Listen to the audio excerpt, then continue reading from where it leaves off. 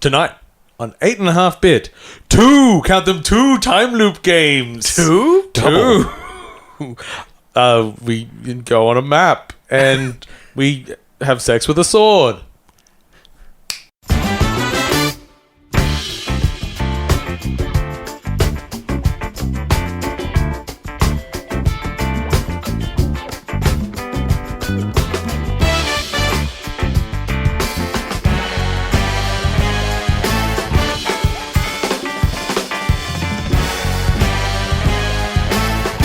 Let's record it again in a time loop.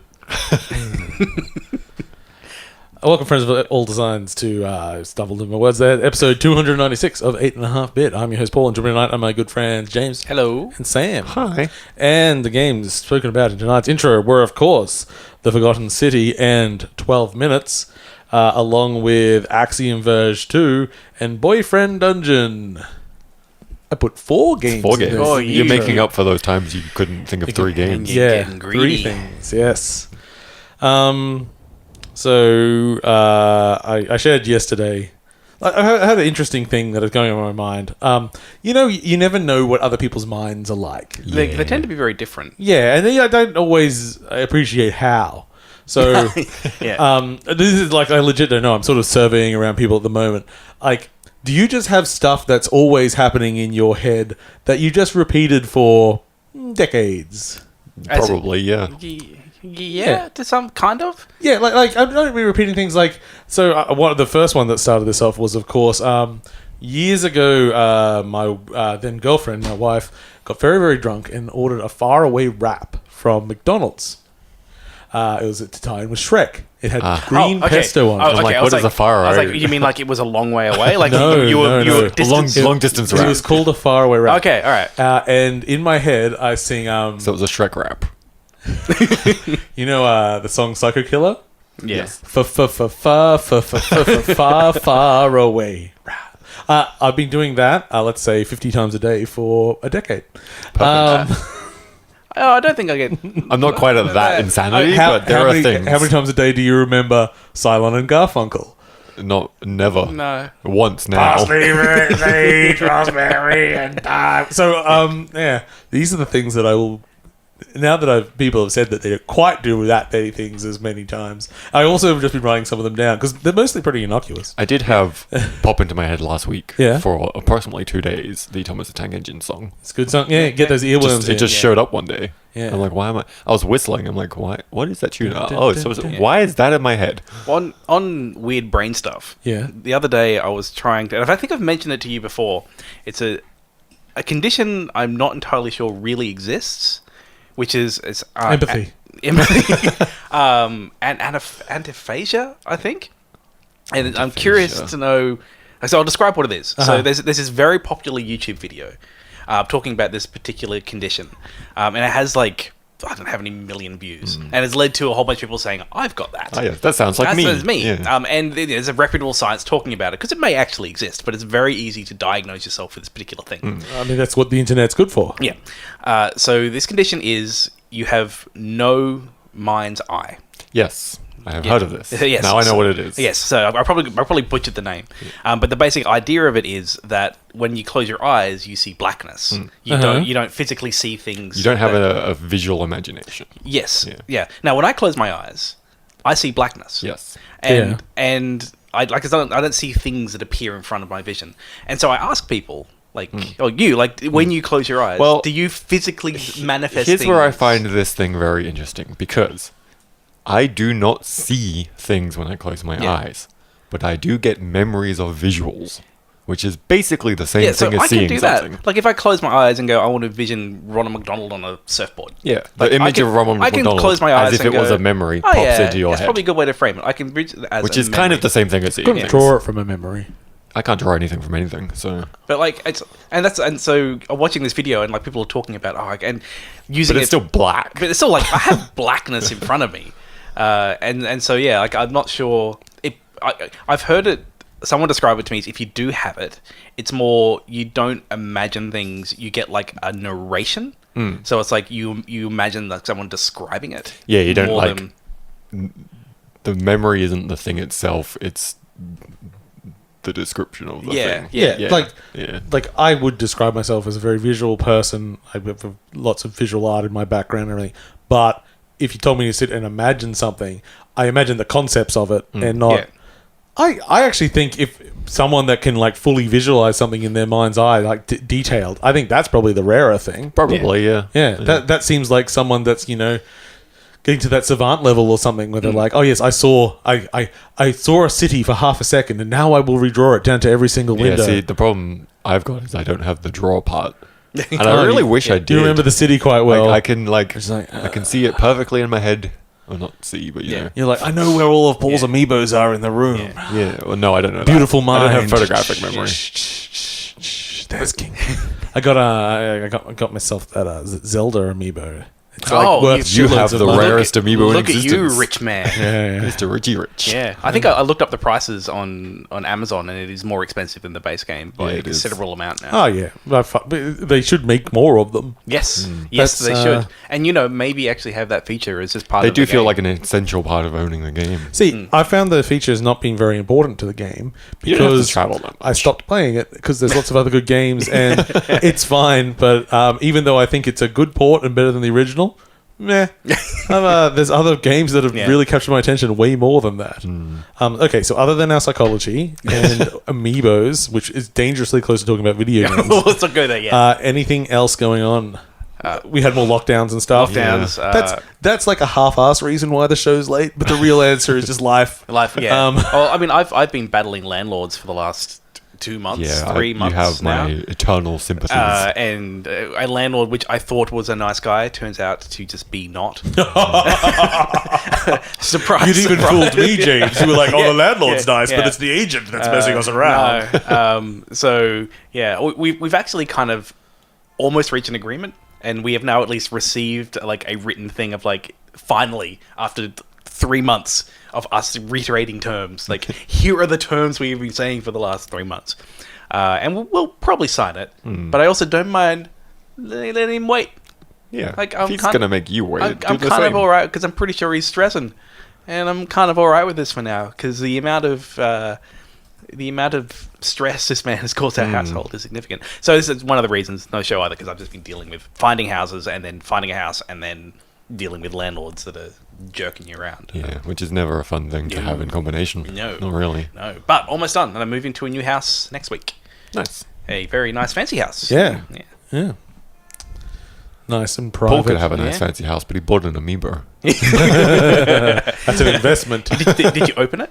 Shit, yeah. This is what I love. I have so many amiibo, and I have quite a lot of ones that are now considered rare. Yeah. But they're all open. They're all open and dusty. So It's great. and getting knocked down. I'm and looking at it now. It's a very nice amiibo. Yeah, it's good. Not worth $400, but Next to my postcard from Amsterdam of vaginas. that's a lot of vaginas. Yeah. That card's been It around is for a while kind of now. fitting, My looking like straight up. Yeah, my friends know me well when they visited Amsterdam. What's Paul into? New genitals. Anyway, I'm doing some googling for later. Googling. Yeah. Because sometimes things are there's too much stuff to put in the actual notes, so I have to use the Googles because I started using the computer instead Well, of you paper. make the notes like 3 weeks ago for a show that was supposed to happen 2 weeks ago. Yes, You things forget. there's You some forget things what's that I happened. no longer care about, but some things that things that I didn't care about then, but now they're a bit past, but also they're really big, so we'll have to talk about it. But instead of that, let's talk about some games. Yeah. Where should we start? I have so many things. I tell you what, the thing that is definitely about doing official reviews on a radio show is you see credits in a lot more games. Because traditionally I'll be like, I think I've seen all this game has to offer. Good enough. But now I'm like, but I'm on community radio. The most important of all platforms. I can't... You owe your audience, Paul. Yeah, I can't not see credits on this. Oh, I should probably 100% it too, just to make sure that there's nothing unforeseen in here. But it's good. It's actually nice. I guess I've also been having a little trouble sleeping. So, So You get two more. birds with one If stone. you don't sleep, you get more time exactly. to do things. Exactly. You just do them at 50% capacity. Shall we begin talking about today's banger? Sure. Yeah, let's do it. It's also on the board behind us for audio listeners. I've very cleverly written 120-ish minutes because that's about how long we record for. But instead, we're doing 12 minutes. The a blockbuster indie game that everyone's been awaiting for about 6 years now. I had one other person comment they were going to play it today. I've seen quite a few people mention it. Yeah. Well, it's been just one of those low-key things. It's been at a lot of presentations showing basically the same trailer, which doesn't really show a lot. It started like as a little indie darling that this is a really interesting concept, and then it disappeared and came back and it looked a lot nicer, and then it disappeared and it came back and it had Willem Dafoe in it. And you're like, what? So it stars James McAvee, Daisy Ridley, and Willem Dafoe as the three characters. It's played top-down, and it's a time loop game where you and your partner are in your apartment, and then a home invasion happens by Willem Dafoe's character. And you, whenever something bad happens, you restart at the beginning.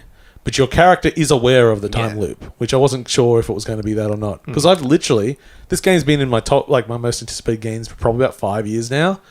I've never watched anything on it because I didn't want what's to. the point? Good way to do it. What's the point? You're going to play it. Like, I knew it was based in an apartment. What I didn't quite expect is that it's a 3-room apartment. I was like, shit. This is a really small space. It is. It's so confined and constrained. I think what I didn't expect was how adventure gamey it was going to be, just in terms of the inventory management. It's the most adventure game. Yeah. It's a real adventure. It's an old school point and click in many ways. Like I was kind of surprised when I went to pick up the dessert, and my wife put it on the table, and my character picked up the plate and jammed it in his pocket. It's all I'm like, good. well, this is an adventure game. Use mug on sink. Exactly. Actually, one of the things I really like about that interface is when you, you've got an inventory at the top of the screen. This is mouse controlled. It is on Xbox. I switched over to gamepad controls just to see. You're just driving a cursor on that as well. Yeah. It's a click Because and click game. I had been thinking I might like to play this on the TV. Yeah. With Cheryl watching as well. It seems like a thing you can just casually play. So when you to use an object, you have to click on it and drag it to where you want it to interact. But when you put it there, if it's, say, you're putting the plate on the table, it shows what it's going to look like. It's going, it's going to go here on the table. So it's kind of slick in that. I quite like that little touch. Yeah. I thought it was a bit strange that I could pick it up in the first place. I was expecting I'd just click it and use it. But it's like, oh, okay. I guess they have to find so many ways to use different things in this environment that it makes sense. And you've got to be able to use items in your inventory on other items in your inventory because it is an adventure game. Yeah. I was a little bit surprised at the animation. I guess variety is quite low. And It's a little jank too. I don't think it's low. I think it's not necessarily in between very much. Yeah. Well, I mean, just things like it's a little jank. It is very strange when. Do you know what it reminds me of? It kind of reminds me of maybe The Sims, when they're holding things, just anchored, being waved around. Yeah. It's like I've anchored a plate to the hand, and that hand has an animation to put in the pocket. So therefore, animation of plate into pocket. And dessert slide into pocket. So one of the things I'm going to spoil one of the things that I did, and it will spoil what you can do because this shows what a psychopath I am. And also then. I feel like I have a feeling. So normally this guy breaks in and he ties you and your wife up, and half the time he just kills you. So I'm like, okay, well, what can I do? I've tried attacking the guy before. What if instead I just kill my wife at the beginning? So I just grabbed the knife and stabbed her. Oh, game lets me do that. That was the second thing I did. I was like, I want to do this, but I feel bad for wanting to do this. But I'm going to do it. Just to see if it lets me. And then I go into a hiding space and I just watch. So the guy breaks in and he's just like, what the fuck? Sorry, I can't do a Willem Dafoe impression. He just looks around. He's like, he's commenting on the body, everything. It's like, walks around everything. And then he comes back and then it goes into obviously some scripted dialogue from just the standard bit. At which point he just walks through the body. Yeah. And I'm like, and there's a lot of that stuff. And it's not like it's terrible or anything. It's just that, there's an object in one room, a plant, and it's in a little pot. Yeah. And by default, part of the plant is clipping through the pot. It's like, why is just fix the asset? You can just do that. But the thing is, at the end of the day, whilst this looks much fancier than it originally was, the majority of this game still is a one-person development team. Majority. There are other people involved in everything. Once they got money involved, other people came in. And all the money went to the cast. Probably, not to animators. Yeah. And I gotta say, I want to see how many lines are in this script. A lot from what I can already think about, I think. Well, because partly because your character is aware of the loop, he doesn't say the same thing each time. And he might just be a bit of a dick the next time through. Like, I've already spoken about this. Fuck off. Yeah. And they're like, what did you say to me? Like, yeah. It's like there's a lot of variety and very slight changes to existing scenes. So, yeah, I would say we're all pretty early because it only came out today. Yeah, well, I've done exactly one. You've done loop. one run. Yeah. And it was enough for me to go, oh, yeah, I'll probably play this when I get home. It made me laugh the first time I used the shorted out light switch. This was my very first run through, and I don't know the structure of this game. And so, like, you walk into your bedroom and the light's flickering, and you turn it on. You get a shock. You get knocked out. I thought I died, and that was the first loop. It was like totally like classic Sierra death of like. Just flick a light switch. Down you go. Oh, James, there are definitely ways you can kill yourself with that light switch. There's some fantastic options. It's like I stop myself from spoiling them to a degree because the game's supposed to be quite meaty, actually. It's just about exploring all the different like connections and interactions. My kind of feeling on it is, if I were to make any assessment now, and as I say, is that if this had come out, obviously ignoring the technology, if this was a game that was released with this structure and writing in the 90s, it would be like one of the most amazing remembered video game ever. At this point, though, it does feel like it doesn't give you very much to go on. Like, I am kind of shooting blindly in what my possibility space is going to be. Guessing. Options. And it's not very good because I compare it to Overboard, which came out earlier this year. And Overboard is a similar thing. That's the interactive fiction one. Interactive fiction one where you kill your husband and then you've got it's an Agatha Christie style caper, except you're the baddie. So it's similar in many ways. It's sort of this time loop. You're reiterating the same thing. You're learning people's schedules and doing stuff around. Obviously, it'd be a cast, but what it's really good at doing is like saying, okay, this run you learnt this, and giving you like a little thing like, and maybe you should explore that more, and sort of pushing you towards spaces where with this it's kind of like there's a little bit of it. It feels very trial and error. 12 minutes does. And I think one of the things that I'm learning about it now is that it's not just a game. And wait a second, low power there.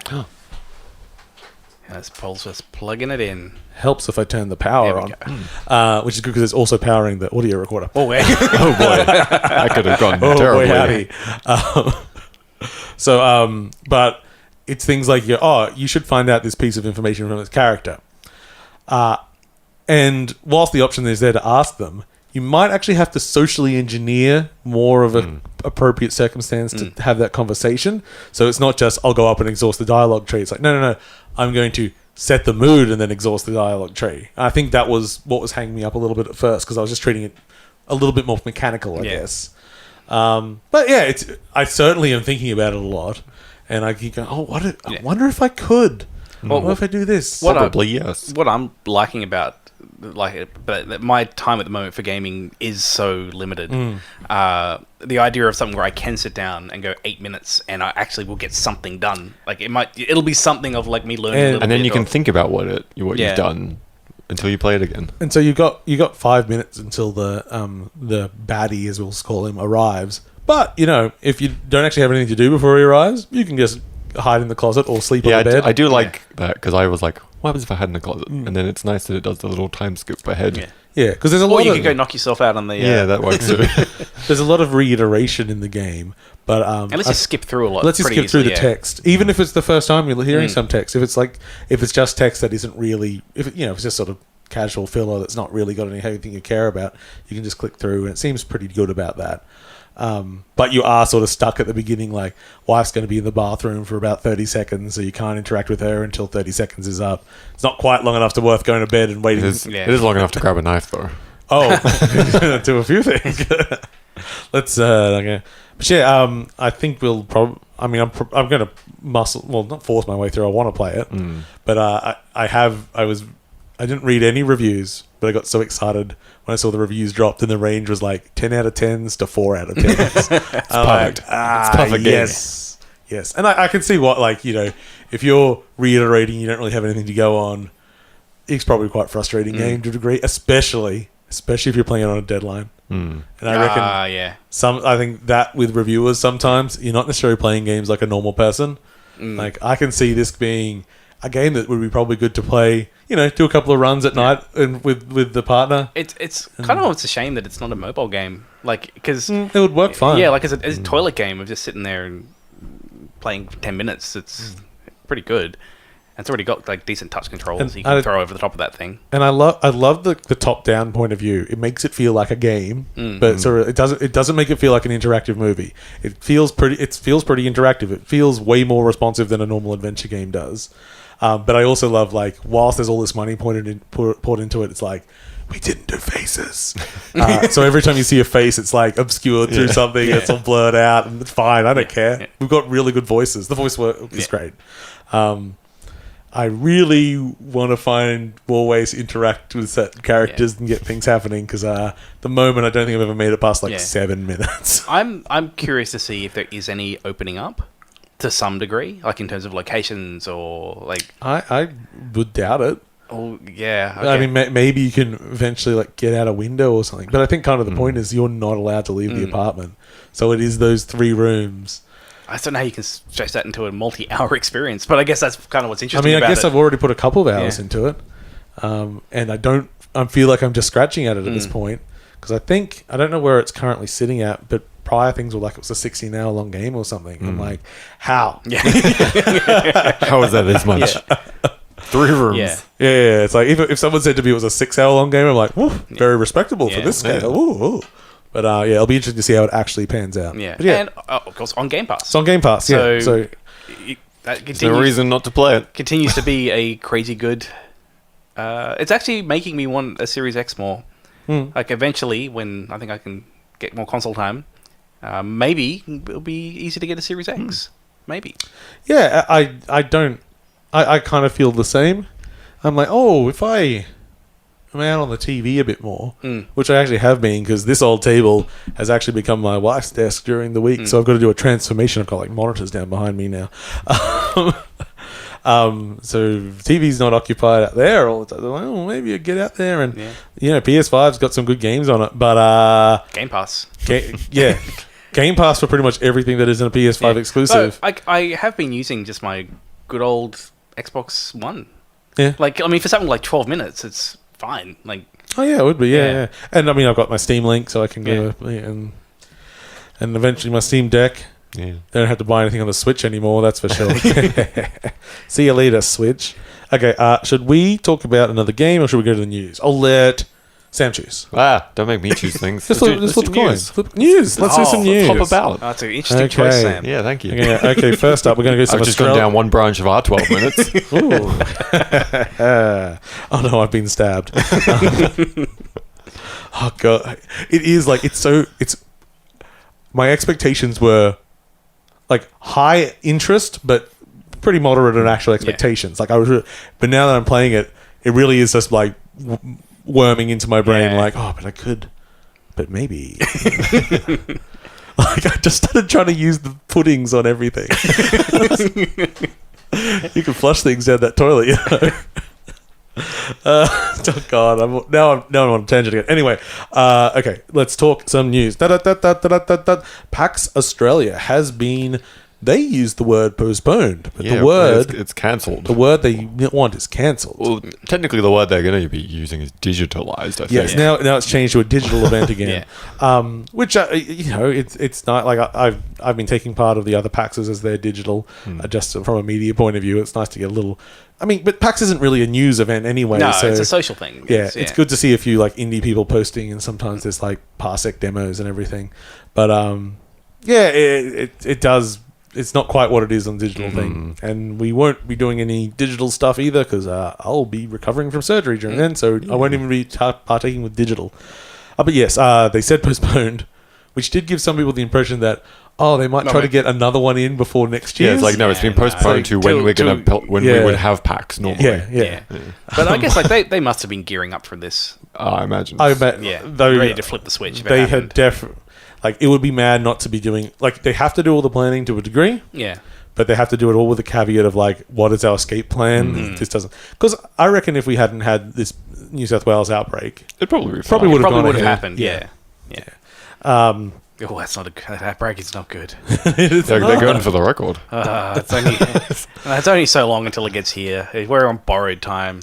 Anyway. Yeah. Make the most of it. Make the most of it. Yeah. Let's do these podcasts in person while we can. One a day. Let's go. The most important thing. Oh, I can do it. Okay. Next up, I'm just going to go in the order that's on here, which makes no time sense or anything. They announced the Amiga 500 Mini. Yeah. And I am not really excited by many retro consoles at the moment, except this one I was. It's Amiga 500. The games that come with it's got 25 games, including Speedball, Another World, the Chaos Engine. What was it? Zool is on there. Like, it's a pretty good run-up of like Bitmap Brothers period stuff, because it's that English computing side. The Amiga is an interesting thing because like I never had one. I don't think I might have known one person who had an Amiga. I've never seen one other than like in like the retro section at PAX. In Australia, it didn't really seem to be a thing. Yeah, it's a UK thing. But and I'm British. And I've never fucking seen so one. many. I'm too young. I was going to say, you might be too young for it. But like that era of PC gaming, it was like any game that came out on PC was also hitting the Amiga. Like it was like this. And it was generally better on the Amiga. Yeah, like it was like a pretty It's the original dominant Game Pass platform. But yeah, like I have no experience with it because like I never had one. And it's also set up by default to just take. You can just put other software on it. Yeah. Like they're not even making you jump through the hoops. Not even that going to Nintendo try does. pretend Because that like you can't. it is just like a little mini system, isn't it? Which has stuff already installed on it. It's not trying. Like I'm sure it's running some. Assuming it's emulated. I assume one so. would It's, assume for $139 US. I Yeah. imagine it's more emulation because it also has the gamepad, a mouse, and I assume the keyboard on it's functional. It'd be really weird if it wasn't. I can see on Amazon it's going for a couple hundred AU. Yeah, that might. Well, it's 139 US, so 199 Australian makes sense. Just when I first saw it, it didn't have an Australian price, so I hadn't seen. Let's see what games or other games on there. Those games already had me pretty excited. I like some of those are real classics for me. But it is sort of getting closer to the idea of like a Battle Chess is on there. Oh, that was the one that excited. I was like, Jason, Cadaver's on it. Oh, really? Yeah. That is a good. So- That is a good list. Some of the sorcerers. So Sorcery, yeah. Oh, and Worms, yeah. Yeah, okay, that's a pretty good list. And of course, the classic Zool. When's Zool coming back? Soon. Actually, very soon. Did you see? Oh, yeah, It got actually it. is announced Yeah. that they're doing a re-release of Zool. It's okay, sure. I guess they're going to re-release everything. Yeah, Chupa Chups have got a lot of. We've been through all the big stuff. Now we're going through the small Now ones. we're going to get in. I mean, Because no one's making new games. Zool We're versus running James out Pond. of games to remake. Oh no, Zool vs. Cool Spot would be better. Yeah, Oh, Cool Spot. because I think James Pond versus maybe Super Frog. now we're digging. Let's get them on the Amico, which poor, by the way is delayed again. poor Amico. I mean, I actually legit think that thing has it's got some good ideas. That little well, exactly. Yeah. On the side of the Amico, I non-ironically am excited by almost all the ideas. Now I see their implementation. Like, what's going on? I'm like, this is going to be. So apparently one of the reasons why it's delayed is they can't get cornhole working. cornhole. Yeah, where it's motion controlled. If you ever play cornhole, you like throw a beanbag into a thing. So it's like Wii bowling. Oh, okay. They're having trouble getting that functioning. It's a little mini game about tossing. Delay the whole thing. Well, it's one of their. It's one of their launch products. The linchpin. Without that, of it's the going to launch. just flop. It'd be like Microsoft releasing without a Halo. Yeah. Could you imagine? Who would do that? What a crazy world! Did anyone play the beta? No. No. Apparently, it's very good. Yeah. But we can't speak on that. Let's just make some things up. Okay, next up in the news. Okay, let's get into some of this indie stuff. So, Nintendo had an Indie World, and it was a real good one. So that they got rid of their Nindies brand years ago, which sucks because it's an awesome name. But we're stuck with the Indie World now. And one of the things they did was just like Shadow Drop, like six games, I think it was 7. Yeah. Yeah. It was, It's by the way, it's out now. Also, this, and this. Boyfriend Dungeon came out. Islanders, Axiom Verge 2, Garden Story, Necro Barista. I am going through a list here. I'm not remembering all these off the top of my head. Slime Rancher Portable Edition, Curious Expedition 2. It's the Plautable edition. Oh, it is portable. It's Sorry. Portable. Jeez. Portable. Yeah. Yeah. And they did pre-orders for Eastwood. But yeah, I mean, I've played half of those games now. I mean, Axiom Verge 2, which we'll talk about later, it's weird. I remember you came in saying that you hated it. Oh, yeah, we'll get into that. No, but I never liked the look of it at all in any preview, but I was just like, but Axiom Verge is amazing, so I'm just going to trust, and we'll go into the roller coaster soon. Pure belief. Yeah, so that was real good. They also had a new Shovel Knight game, which is like a cool drop like match puzzle, competitive thing, like a little bit Puzzle Fighter. It was reminding me of and stuff like that. That looked really, really cool. Was there anything else that? And I don't. I mean, Eastwood looks pretty fantastic. amazing. Yeah. I think I might have mentioned it because it got revealed a little bit ago. But there's a sequel to the Far game. The Lone Sails, Lone Skies. Yeah, Lone Sails, and now it's Changing Tides. Change Tides, that's right. Which I love. It's like the first one was like, oh, you're on a land boat. And what should we do for the sequel one? It's like, boat what boat. if it's a boat boat? I love that game.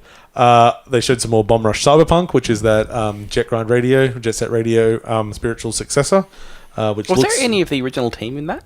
Or it's Lethal League team. Oh, okay. So the only person I know that is connected is the composer. Okay. Which is a pretty big get, actually. Yeah, that is a big part of it. Yeah. And Metal Slug Tactics. Yes, they which showed it. Actually looks like a good tactics game. It looks like a good tactics game, and it looks like a good tactics. Let's face it. We've talked about it when they revealed it at E3. We were like, "Yep." Because the number one thing about Metal Slug, when we all nail it down, is just that art. The gameplay is fine, but it's that bloody art that it's captivating, it's cool, it's like it's its own thing. Nothing quite has the bounce that Metal Slug has. And now you can look at it repeat and with some real nice touches to it on a turn-based tactical environment. But all that being said, it didn't strike me of like, wow, what a revolution in tactical games. No, it's a tactics game. Yeah, it looked like a good tactics game. With a nice smaller scope in, like you're not playing XCOM. It's a smaller battlefield that you're in. But I don't think we're going to get not fast into the Reach level thing. I think we're just going to get like a solid, cool game that looks bloody fantastic. So that was a big one. There's a couple little things, but nothing too mind-blowing there. But it was a really good... Loop Hero is coming to Switch. Great. Fantastic. Okay, cool. Great game. Then the day... Well, actually, it was the day before that. They had Xbox... ID at Xbox show, which was a little bit less, partly because they've really... laid into not doing so much a show as doing a 5-hour stream on Twitch... which is really hard to follow announcements and pay attention to. The main one they revealed was a game called Lightyear Frontier, which is like this... No Man's Stardew. Yeah, exactly. That's pretty much it. It's a multiplayer sci-fi game where you're like in mechs a lot, but it's a farming game. Yeah. And it looks very pretty. Other than that, they had some more details on Ollie Ollie World, where you can just the character customization, which looked nice. I'm very interested in seeing how that works out because I like Ollie Ollie World, but it didn't really capture me because it's, I'm not that score driven. I never have been. So something that's a little bit more explory and character based might land for me. And that, they had showed a bit more of The Artful Escape, which that Aussie game where they turned on all the effects in Unreal. Yeah, every single one of them. Yeah. And that's coming out in September, I think. So that's pretty cool. That also got shown off at the Annapurna Showcase, which was fantastic. Which I guess we segue to now. Yeah. What a show! What a great list of things. So Annapurna also released 12 Minutes, which they didn't bother showing at the showcase because it was only a few weeks away. It ended with a big excitement for Sam and I and most of the other proper thinking people. And okay, so just to go on this, you know how whenever you go on the E3 shows, or literally any of these shows that are streamed to YouTube or Twitch, and the chat's just like spamming the one, like they were like, show us Elder Scrolls 5, show us Elder Scrolls 5, and that's just all that's been said. The Annapurna one was that for Outer Wilds. Outer Wilds, yeah. Every time a game came up and there was something that like could be turned into the Outer Wilds, they were spamming Outer Wilds. I do and actually... I love that. I love it, but I do actually find it strange. also It's what? like, if you're into Annapurna, surely... All the things are exciting. Yeah, like, Outer Wilds but is it like, seems obviously... like they got like... There's people that just fucking love Outer Wilds, and not everything. Like there is still that weird kind of crazy fan base of. Because I wonder how it's really done. Because I never really got the impression that it was a massive seller. But maybe I think it's really spread over the last year. Like I've spotted a lot more streamers playing it for the first time, and there is a very, very solid core community of people that have played it that will just hop between people watching it just to not spoil it. Yeah, just to watch other people play like constantly, which is pretty nuts. Because one of my friends who streams has just finished it this week, and it was fantastic watching him play. And like, it's really seeing how other people's brains work and figure out in the order they do things. I am planning on giving it another go when it hits Switch. I hope it controls well. Yeah, I'm sure. Look, it won't be a mouse and keyboard, so it'll be fine. But it's difficult with mouse and keyboard. I never had a single problem with the mouse and keyboard. In fact, I probably had more problem with the controller. But maybe I've just got a special brain. Yeah. That constantly sings we know you've Psycho got a special Killer brain, with a faraway rap. So one of the other ones that I was very hyped for was Stray, which was the kitty cat in the Robot World. In the Robot World game. It was lovely to see more of that. Yeah, it's a beautiful game. You're a cat, and you become a sort of courier, and there's mostly exploring and interacting with robots. One of the things I really liked, and it reminded me of, it's Ultima 9? 10? Talking about the jumping? The jumping. Yeah, I think that was 10. Yeah. So one of the things that Ultima 10 did was when you went to jump, it just showed where you were going to land. So there was no like, oh, can I make this jump? Or it's just like, no, I'm going to do this jump, and then the character does it. Ultimate games aren't known for being platformers, so they wanted to have 3D platforming, but not be a 3D platformer. So one thing that cats aren't particularly well known for is being shitty on their feet and missing their jumps a lot. So this game just like... You should meet mine. Yeah, I mean, they have their moments especially. I'm on a few Reddits that like posting all sorts of creatures that fall down, mostly children, but sometimes cats. But it's just so it makes the animation really slick because you just like say, oh, I'm jumping here, and then it does it because the cat could do it. Yeah. Even if you as the player are incompetent, and it also means it saves because I don't know how big the team is, but I'm betting it's not a massive team. So it means you don't get that shitty thing in 3D platformers where they've got to put like 3D walls around things and the geometry may not be right. So if you can't do the jump, it's just going to not give you an option to jump. Yeah. You know, I'm not going to spend my time like pointlessly jumping into a corner hoping that I can like, oh, there's a little bit of geometry sticking out. Maybe I think I can land on it. Yeah, it's like, game just like, no, this is not what this game is about. It looks slick as hell. I love it. I forgot what that game was for a second. Storyteller. I haven't got on that. Now, Storyteller was a game that I think they announced at this. I didn't remember seeing it before. I haven't seen it before, no. And it's just a little puzzle game where you have to basically construct storyboards. So it'll say, like, the tragedy of the vampire killer or something. And you've got, like, a man and a woman and a vampire and a stake, and put them all in the screens and, like, work out the story. And a lot of the puzzles have multiple solutions. Because you could maybe the vampire and the vampire killer fall in love, and the lady kills them both or something.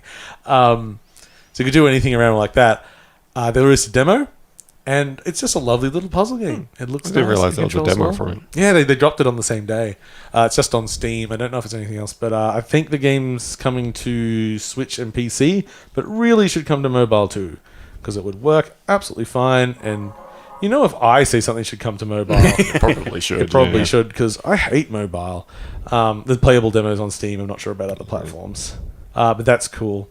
I think probably the weirdest one is our is neon white, which we have I seen am before. so excited for this. I don't know if I'm excited. I am. Explain to me what this one is. So Okay, excited. so this is it's Ben Esposito, isn't it? Who did Yeah. Donut County. Yeah. Okay. So after I've done my this is good for toddlers to play. I mean, it's still a good game, but it's like anyone could play this game. It's this funny, cute thing. So now I'm making this thing, which is kind of like a hardcore parkour first-person shooter speedrunning game, where everything's cards. Your weapons are cards. Okay. And you can spend your cards on mobility. So your rocket launcher might also be a dash, and you have to. You've got to discards. So you you discard the discard card. your weapon to use ability instead. But they don't like model a shotgun. They hold a card in front of you, and it's weird. It looks wild. Oh, it's and also I am so excited. it's also a bit of a dating sim. Yeah, and it's a dating sim. It's a visual novel dating sim, speed running, card based, Deck builder. parkour deck builder thing, and it looks fantastic. Yeah, I don't know how I Such a don't know if I'm not necessarily expecting to love it, but I'm very interested to see how it actually plays and how readable it is, like how much you learn. Yeah, the how those cards readability is work and probably the everything. only thing I'm worried about. Yeah. Well, I really don't think it's the But it sort of seemed thing. okay. I think it's the sort of thing that probably is not going to be intuitive, Mm. but probably something that can be picked up pretty easy. It's like, oh, I picked up the red card. The red card is my shotgun and my dash. Okay, I get it. Now, So when you fire the shotgun, you consume it as well? it's got ammo on it, I think. So you can So say I'm from memory here. So you can shoot like most of the card away and then use it on as a dash. Okay. Yeah, which throws the card away. Then And then you draw another card. Yeah, you have a hand. yeah, you got a hand up. You can Okay. you It can cycle cycles through between the them. hand. Yeah. Yeah, it's a. I know. I recommend looking up the short video that they played at this Annapurna thing. 'Cause it's a little difficult He to, shows off like what visualize. it is, and then he shows off what it is when the dev plays it. Yeah. Yeah. Which is fantastic. Oh god, I'm not signing my browser. This has an ad. There's ads on the internet now. This is why I forget that pay is a for thing. things. Like every now and then, I open a guest profile on Chrome to do something, see. and then I open a website, and this sounds worse than it is, but for perfectly legitimate reasons. And then there's just ads everywhere. But yeah, because I'm grandfathered into the original cost of YouTube. Oh, yeah, Red. me too. Yeah. So now I can't stop. Yeah. I think it's like... It's like Humble Bundle. It's like they get me forever. I was going to show you. Yeah, I saw a little bit of it. So it's like the cards are like torn up when you do the... And it is an excellent way to get away with not having to model weapons. In first person. They wanted to spend all their art on sexy demons. Yeah, I and mean, they it's really okay. are sexy demons. Yeah, we got some more of that coming up. Oh yeah, so Annapurna, just the Artful Escape they showed more of as well, but we've already spoken about that. Yeah, that was a sad game about a woman missing a mother or something. I'm sure I'll play it. Let's face it, I play everything they release. Yes. For they are not the developers, but they do fund a lot of good projects. Okay, let's go back to our news. Blizzard sucks. Just generally? Just Yeah, in well, general. I've been saying this for a long time, but not for these reasons. The state of California decided to sue Blizzard because of their being such dicks, basically, having a workplace culture of harassment And abuse and- sexual abuse and all sorts of things. And since that dropped, we can't even begin to summarize what the last 3 weeks have been for Blizzard. They have been heads of the company. Activision's in it as well, but it's mostly focused on Blizzard. So many heads of department and heads of projects have left the company. They've been replaced. They did a shitty apology, basically gaslighting their employees, which 3,000 employees signed a petition saying "fuck you." And there's a big strike, wasn't there? Yeah, It they wasn't did a that big, but walkout. they did have a strike. Yeah. What I do find, what I kind of little bit of a toxic workplace apologist that I am, I did find it just for the scale of this thing. Blizzard's a big enough company to have 3,000 employees sign a fucking petition. So obviously it goes around a lot, but like there are still a lot of people at this company, so you don't have to like blanket hate everyone at Blizzard because most of them don't. Yeah, Yeah. That doesn't mean you can't the thing protest is, against when Blizzard. stuff like this comes out, Yeah. people hate the company just completely. But you have to remember that all the people who are the victims of this worked at the company Are at And that still company. work and at the company probably in still many do cases. for a lot of it. Yeah. So we can But, yeah. find you can find a middle ground in your in just your the negativity you're putting Yeah. out. You can be supportive of people without So- with still criticizing the company because it's mostly like okay, any company can have these things and that's not fine, but that is something that happens in life. What matters is then your actual response to these How things. it's handled. And they had no response. They just let shit slide and people got promoted and people that were victims got kicked out. One of them killed themselves. So it's very bad. And it's really showing. But then whilst I see, like I sorted Reddit by what were the top stories of the last month? So it's like a page of Blizzard stories because it just kept coming and coming of more people and the Cosby suite and all this. Oh, that was yeah. But at the same time, I see like posts about 002 remaster and everything. And it's like, oh, I've pre-ordered. So actually, other than just like some bad PR, what are they actually going to learn at the end of the day? Yeah. Hopefully something. I see more what's happening here is it's an opportunity for Activision to kind of wiggle in a little bit more in their influence, especially when now there's a power Blizzard vacuum. Activision just becomes Activision. Yeah, pretty much. Yeah. And I think that to me this feels like almost not the end of Blizzard, but like maybe like the end of. I think Blizzard ended a while ago. Yeah, but I think it's been a slow like decay of what Blizzard is. I can't give you a line of Yeah. where it is. I can say when Yeah. like different teams tend to end to I me think and stuff. The but- thing that I find disappointing about this situation is that it's not the case of Blizzard was a good company and then the evil Activision came in. And it's always been like this. This is a history of abuse that goes back Long to time, like basically to long the beginning. times. And like I'm sure, like I've still pre-ordered Diablo 2 Remaster because like I'm gonna want to play it. But like I didn't like that game the first time it came out. as a brand is pretty heavily damaged. I mean, as I said at the beginning, I haven't liked Blizzard for a long time. Whilst I have actually liked some of their more recent games, they sort of became that company that so many people were desperate to work for. It was They kind of turned into what Valve was before Valve stopped making things. a little bit with that. That's the way I see it. But my thing was sort of like it put them in a position where there's so many young people desperate to work for it that they really kind of just churn through them and treat them a I bit guess like shit. that's probably what's changed. For me, from the development perspective, for me, it was a company that at some point that I would like, it's like I want to work at Blizzard, and you talk to artists and like I want to be a prop designer for Blizzard. I think that'll be less of a thing now. They'll probably find over the years that the talent pool will sort of like it won't be a prestigious place to work anymore. Yeah. Like, I can't remember what I was going to say. Sure, it was great.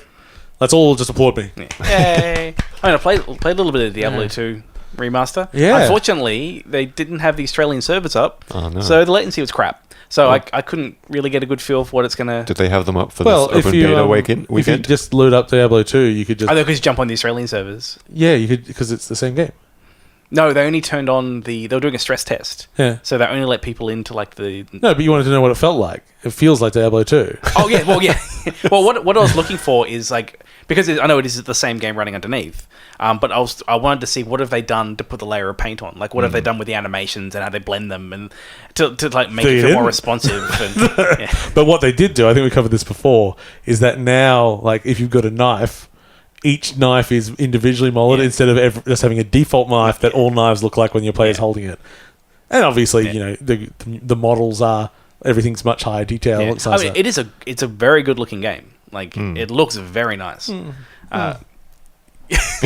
It's a very good looking game. I agree with you. Yeah, because Blizzard. I too have opened a generic fantasy book in the last 40 years. I think especially having played, I really tried to play Torchlight 3. Yeah, that was a struggle. And that really made me appreciate how amazing the art design is in Diablo 3. Was Torchlight 3 the one that they were making an MMO and then realized no one was going to play They're it? like, and wait, they had this to is a terrible retool it? idea. Yeah, Let's just make yeah. Torchlight 2, but I've the never third actually one. played it. No, yeah. it didn't end up being so crash hot. But Not surprising. yeah, but what it did make me, and even playing other things like other action RPGs, like the art design at Blizzard and what they've done with like Diablo 3 is pretty phenomenal. Like the way that they've layered everything and they've adjusted the palettes for different like background versus characters and how the lighting works. Like it's really really good. And it was nice seeing that stuff in Diablo 2. This is like when people talk to me about sport and I look at them going like, what are you talking about? I've just got a blind spot for certain things. There's a really good GDC talk where they talk about like the art design of Diablo 3, and there's a lot of thought and like when they point out the different things they've done, like and the screenshots of like before they did it, you're like, oh yeah. I think I miss the rainbows. Do they keep any of them? Do they keep still them? rainbows? No, Oh, good. Yeah, there's still, Well, in that there's case- plenty of rainbows in Diablo. Shit, 3. well I'm back on board. There's a whole like There's an rainbow entire world of you can rainbows in unlock. Diablo 3. Yeah. Fucking yes. Okay, I'm sorry about everything negative I've said about Blizzard.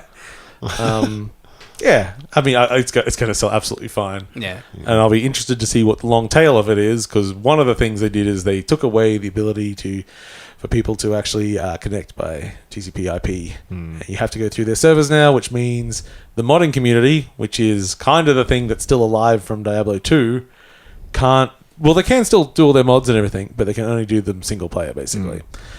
Which I bet a lot of them don't want to do. So let's see if it's so much the original game underneath, if they could just hack it back in. Yeah, maybe. I'll be disappointed if they pull a Warcraft 3 And pull the old one down. Yeah, I wasn't like when I heard they'd taken it out. I was like, oh, it's a bit disappointing. Like, it's a nice feature being there. I kind of like it's one less thing to worry about, and maybe it's only a small subset of like when you. It's like the mod community keeps it going, but when you talk about the mod community versus the mainstream. Oh, you know, it's like, much smaller. You know, but it's there's a big push that by having that it lets people sort of run pirated versions of it. And everything. It's like true, but also that can't be that big a number anyway. It was one of those like kind of like a bit of a shrug. But it'd be much more of a problem if they're like, go back in and go, let's just like pull the original, like they did with Warcraft 3, where they just killed like that whole original Warcraft community. Yeah, I mean, I wouldn't be surprised if you. Well, can you purchase it anymore? You might not be able to purchase it. It's just registered on there, isn't it? Warcraft 3 or Diablo 2? Diablo 2. It's registered on there. I actually went through the site to try and find out where I download it. It took me a while, but it is still there. You can still download it. Oh, no, but I mean, can you purchase it on there? I don't think you can. Sure. Probably not. Yeah, so they probably just keep it that way, I guess. Okay, let's move on from Blizzard. Quick one, sort of mentioned before about buying consoles.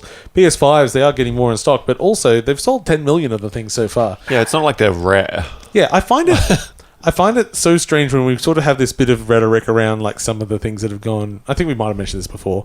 Dual, like, we're doing the split generation sale, and we're like, it was going to be PS5, but we're doing both. And you're like, you kind of retooled that quickly. You must have been doing this already. It's like it is selling faster than the last console. It's the fastest selling PlayStation of all time.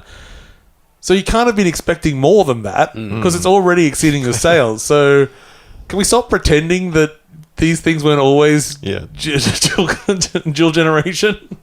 Because and I think that's just like they're hard to find because so many people are buying them, and we've had a big drop, shipments coming to Australia recently, and so I know a few people that have picked up their first because I don't know anyone with two.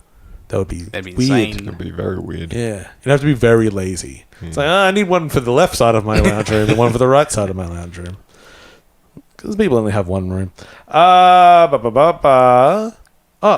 going to skip that. Exciting news. Oh, I want to know that one. Oh, okay. The new XCOM game looks like shit. I didn't know there was a new XCOM. I missed it. Oh, see, this is why you missed the drama. So the drama isn't that the game looks like shit. Okay. Because it does look like shit. I'm going to keep saying it looks like shit so that someone cancels me. So there's a new XCOM mobile game that looks nothing like XCOM. It's like any of those bloody Shadow Raid things, a line of people attacking each other with things. It's not an XCOM game. Yeah. So the writer at Kotaku who mentions like the new XCOM game looks like shit is the headline of the story. I mean, that clickbait worked on me. Yeah, it did. 100%. James is like, tell me more. I scanned it and I was like, oh, there's an XCOM thing Paul knows about. I don't know about. I'm curious so about it caused a bit about the unprofessionalism of that. And at the end of the day... But if it's fact, can you really call it unprofessional? They changed it to be like, looks nothing like XCOM or something, which is potentially more professional, but at the same time... saying the same thing. It's saying the same thing, and we're always wanting people to be more directly honest. Yeah. And I don't really care, like, because the big sort of kickback was like, how could you say that about someone's work? People work really, really hard making games, and you boys have both worked on projects that have got like things.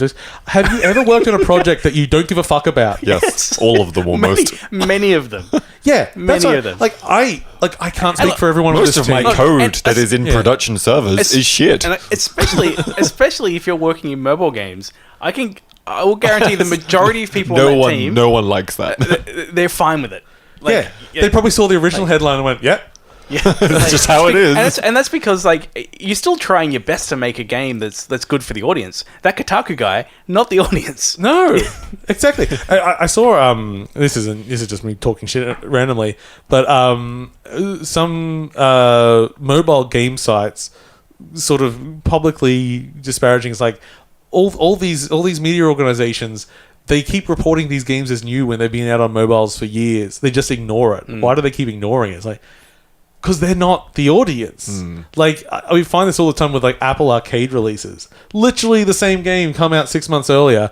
Then it's like, even the developer releases launch trailer, exclusive, or they announce the game. And like, I played that 2 years ago. It's like, no, it's a new game. Yeah, It's a new game, it's out here. I'm sure Square is sitting on that. What is it? The RPG. The Fantasia thing? Yeah. Like I'm expecting at some point that's going to drop onto Switch or something like that. And then it'll be a new game, and everyone will go, "Hey, this cool game's come out." Yeah. I mean, they got a little bit of press because of Square, but I mean, none of us really remember what the name was. And that's the thing. It's like, and even I mean, I'm sure we all play mobile games, but we kind of don't play those games on mobile because we just go, "Oh, that'll be much better when it has a controller." Yeah. I can do it on my Steam Deck. Anyway. So yeah, that was XCOM looks like shit. But the biggest news, of course, was that we finally got casting for Knuckles in the Sonic the Hedgehog 2 movie, which is, of course, 2016 sexiest man alive, Idris Elba.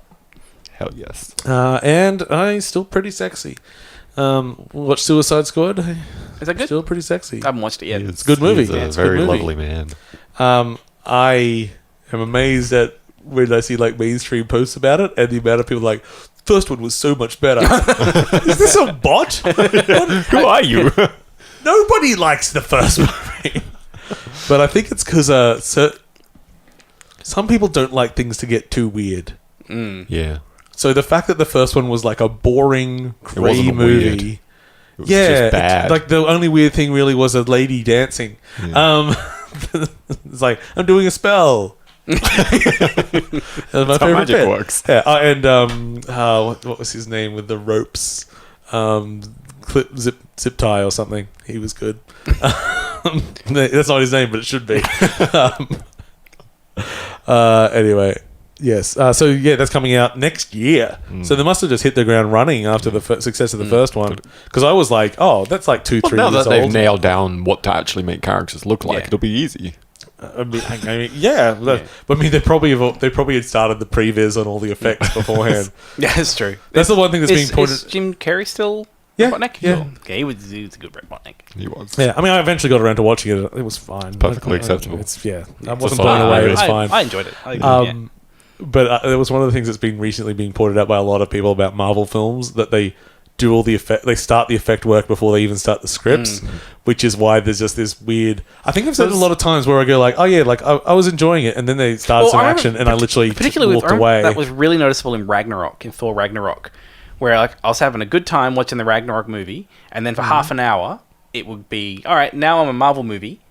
And then we'll kind of go back to being a Ragnarok movie again. I mean, maybe I'm just forgetting the action scene. Most of the action scenes I thought were pretty silly. It would still have the bit of like dropping into that kind of like really stock standard Marvel kind of action. I just remember. I don't know why I'm calling him John Rufio. Mark Ruffalo. John Rufio. I want that car. Just like, it's like, who are you? It's like, you'll see, and falling out of the metal of the plane and just slamming on the fucking ground. The wife put that on loop, just like him jumping out and going flop. That's the only action scene I remember. Yes. Anyway, news and Annapurna we did. So, Battlefield continues to drop stuff on its 2042 title, and its last big drop was its Portal mode, which is extremely exciting, I think. They have basically officially inserted just a way to make game mode mods in the game. Yeah. So you want to do World War One soldiers versus future soldiers, but everyone's only got a knife. If you want knife fights versus medic shockers. Yep, which is an old Battlefield joke. We would do things like that, and sometimes it was just on servers where we said that's what you're doing, and you could pull out a gun. Just trust everyone doing it. But the cool thing of this is they've gotten all of them battlefields. Yep. And that's what they've been done the whole. Well, they've been working towards campaign. that. Like for ages, Battlefield when you load it up, it's like it is this unified experience. It's like all on the left hand side of the screen. It's like here are all the battlefields, and so having them. Would you like? So having them just mush it all together. Is exciting. And they just do such a great job this time with all the advertising where it's like, okay, we're serious, we've got our amazing Santa, boom, boom, boom, military, get your dicks out, here we go, and look, there's a... And then there's just the reality of what it is with everyone doing funny stunts and screwing around and making weird game modes and having fun, which is kind of the reality of Battlefield. I'm totally fine with them having pulled out the single player in this thing. Well, especially now that they've detailed all these modes and all these options. I am someone that I liked the stories they did with Battlefield 1. I didn't play 5. It was 5 the last one, wasn't it? Yeah, 5 was One was fun because I guess it was a period of time you don't normally see. Yeah, I always because I don't play that much multiplayer, but with the amount of options and content they've got going in here, I think it's cool, and I'm a little bit excited for it, honestly. Okay. Let's stop news for a while. It's going on for a long time. Oh, yeah, I loaded up Roblox. We have so many good games to talk about. Let's talk about James Roblox. wants to talk about Roblox. I've been trying to understand what Roblox is. Have you watched that documentary type video that's come out recently? The one about how the 75% of the money goes to Roblox, not the developers. Yeah.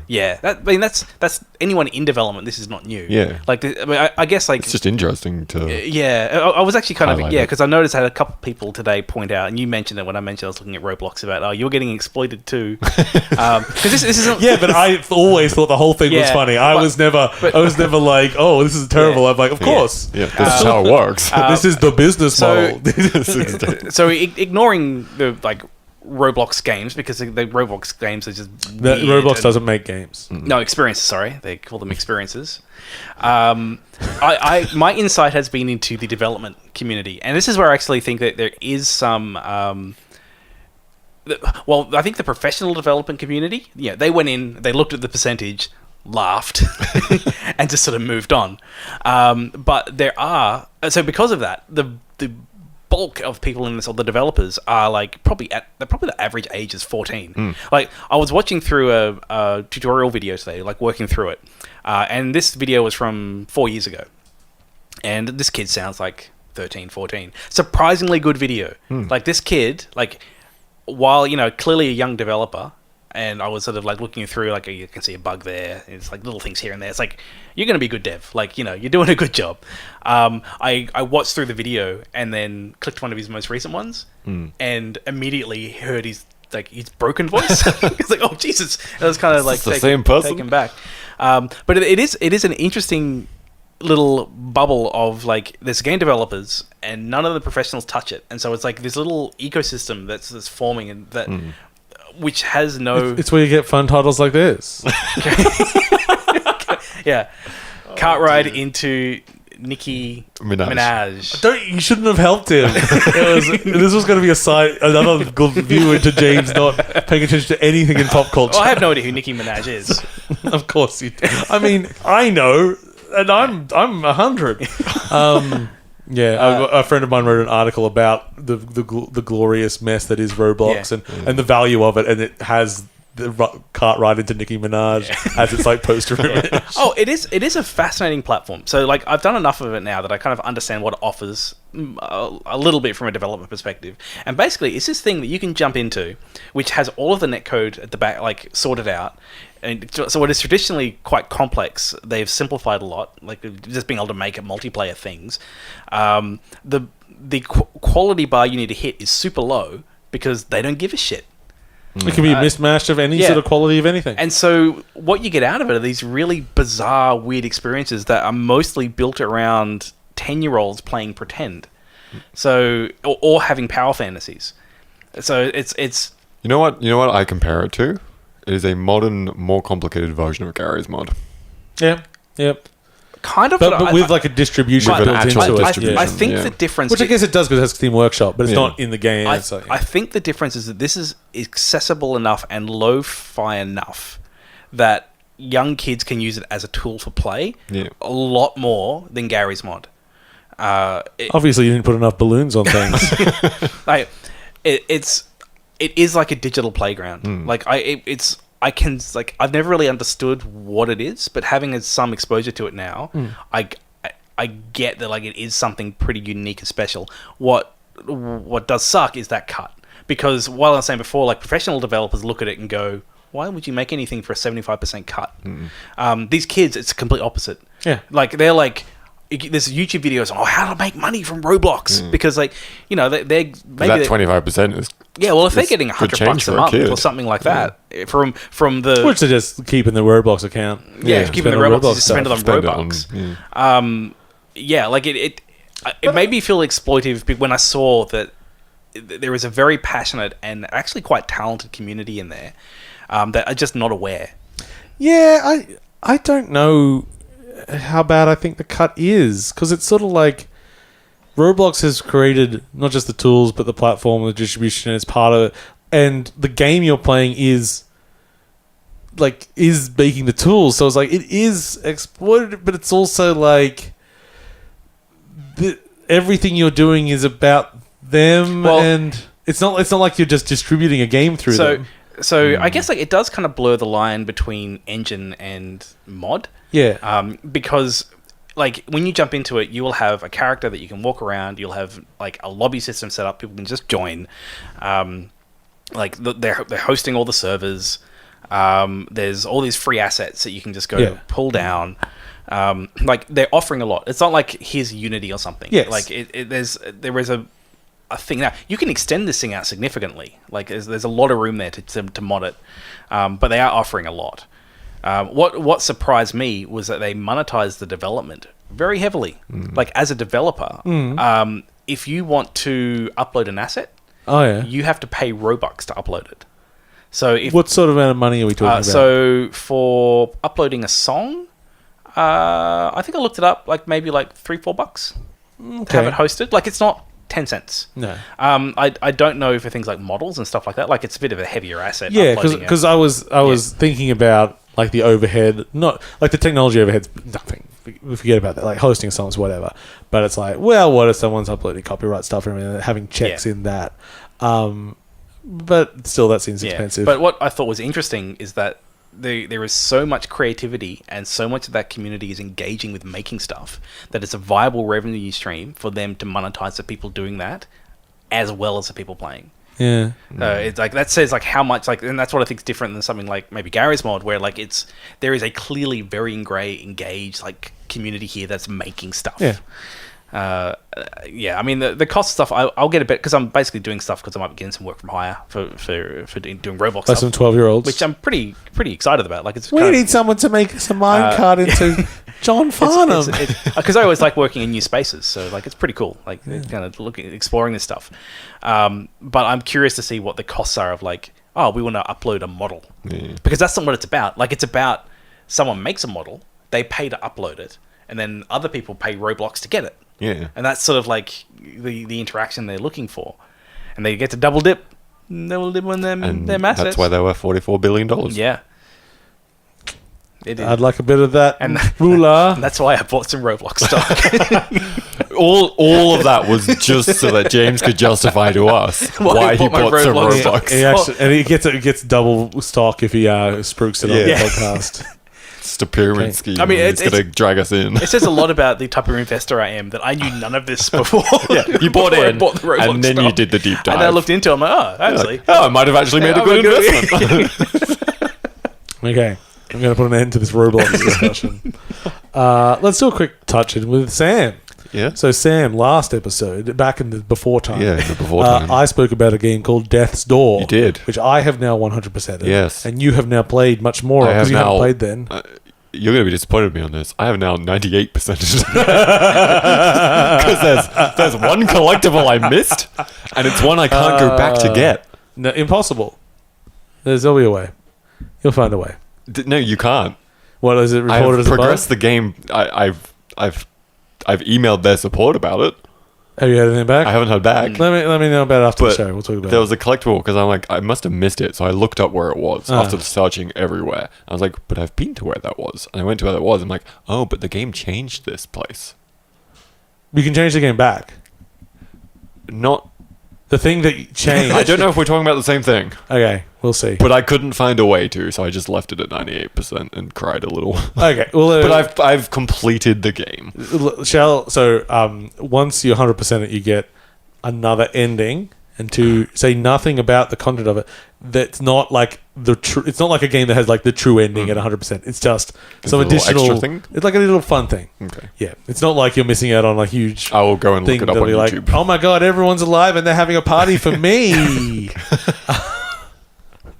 Yeah, That's a different So game. you enjoyed it? Yes, I very much enjoyed it. I think I played like that 100%ing was in like 2 or 3 plays sessions.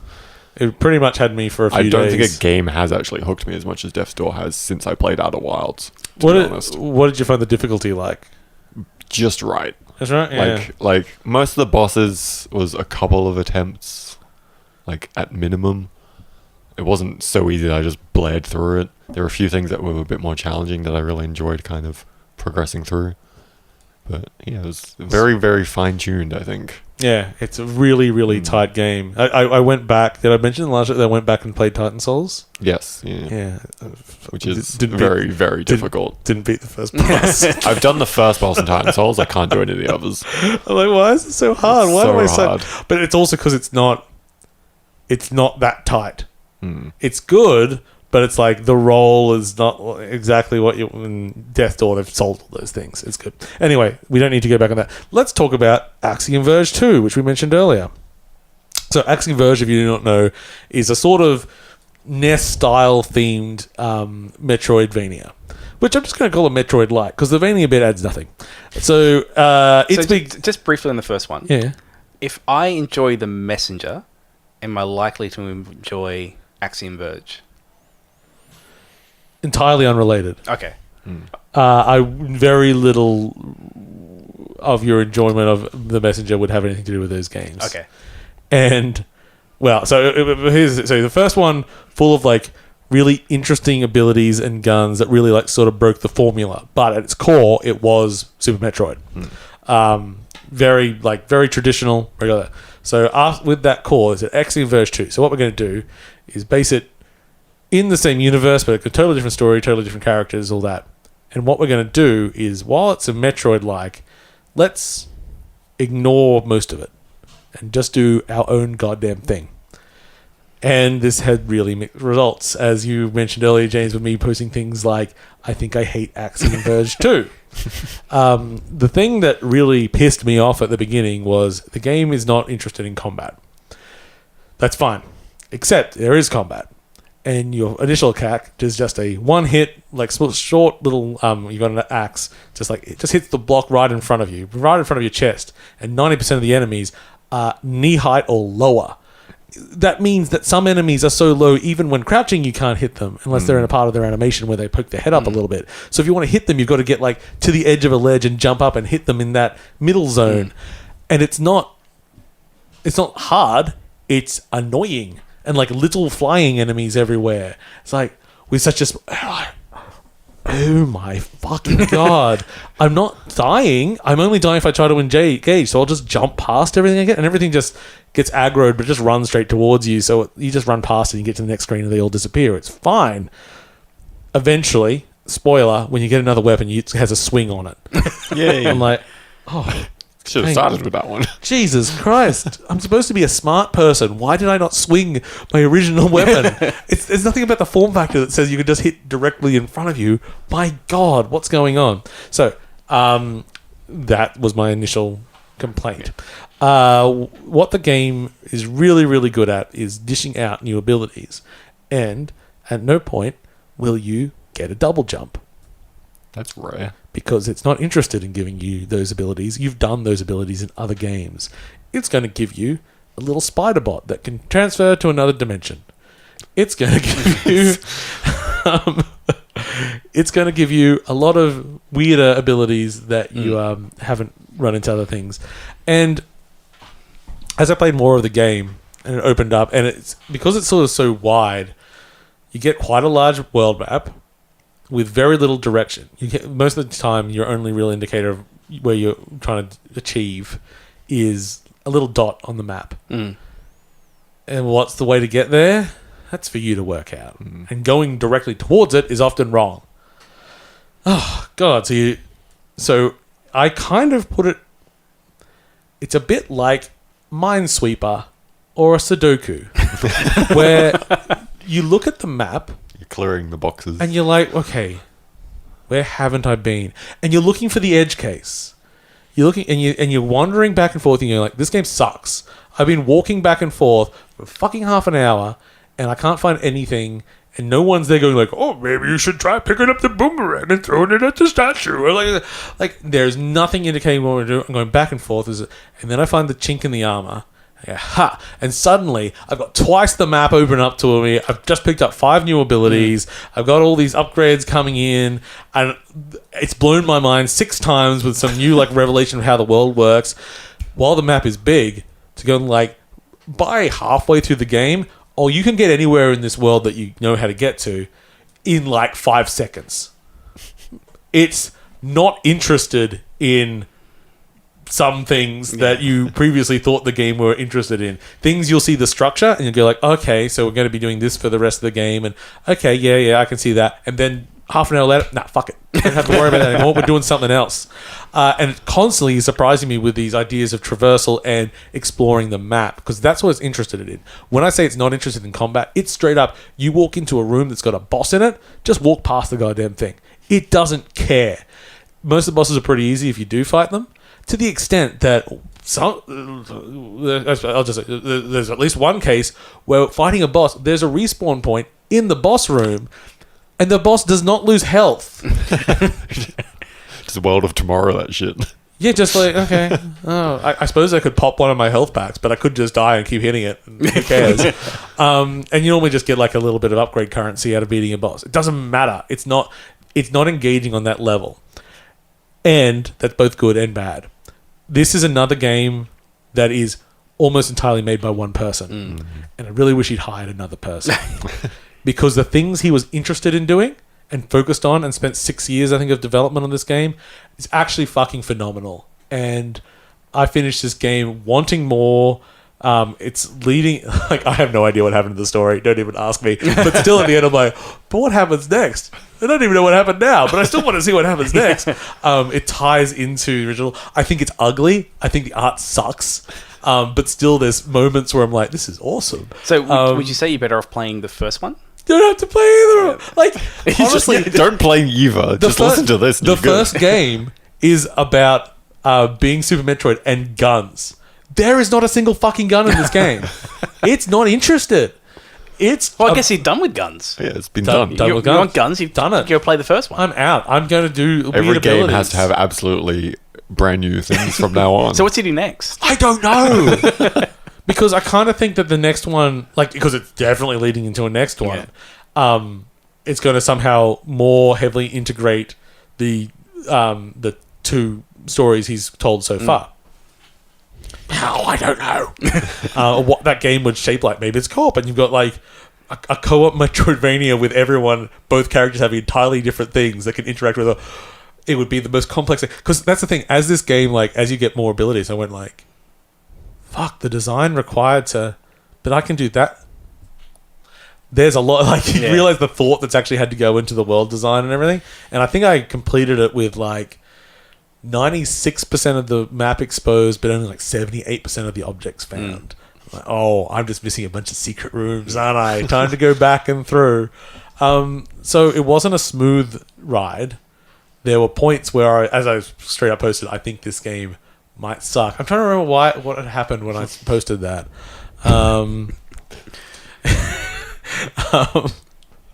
But then, yeah, the amount of times that I would just like get something like, holy shit, this is awesome. And yeah, the game transforms several times about what it is and who you are and what's going on. Like, if you... Okay, well, here's storytelling. The story, I think, is good. The storytelling is rancid. It's like you arrive and you meet a few characters. I didn't really catch who anyone was. And the rest of the story is just finding some notes around the place without really any context around them. And, wow, this is a depressing scene with, like, some wild architecture and there's some bodies here and I have no idea what I'm supposed to infer from this. Oh, well, there's an egg. The weird thing was I got to one area and I'm like, oh, finally it looks good. This is this area rocks. Then I realized this area is referencing the first game, isn't it? And I remember nothing of the first game basically, so I think I'm going to go back and play that again. So a hesitant recommend. If you're willing to put up with a little bit of frustration, I think it is worth it. Is it a wait for sale? Yeah, I guess. Yeah. If you're heavy into Metroidvanias like I am, and you want some, like, you're going to find some joy in it. But be aware, it's not fully polished. Yeah, it's got some rough edges. Well, actually, yeah. Just in the design side of it, the actual game is stable as hell. It's like, yeah. What a wild time that was. So yeah, Axiom Verge 2. Okay. Now, what's a game? Oh, let's talk about Boyfriend Dungeon. Yeah. We've all seen some Boyfriend Dungeon, haven't we? I've played quite a lot of it now. Seen Cheryl play it. I played a little bit of it. Yeah. A little bit of the Boyfriend Dungeon, where I don't know why I'm speaking like that. You have gone to a beach town, isn't it? Yes. Yes. Your character's gone there. You've never been on a date. Never. And you've gone to your cousin's place, and you're going to go out and get fucked up. But you get to town and you're like, oh well, yes, there's a lot of dating going on around here. Can you turn into a sword, by the way? Yeah. And I only date people who turn into swords. Yeah, you stop for a second and you strain and concentrate.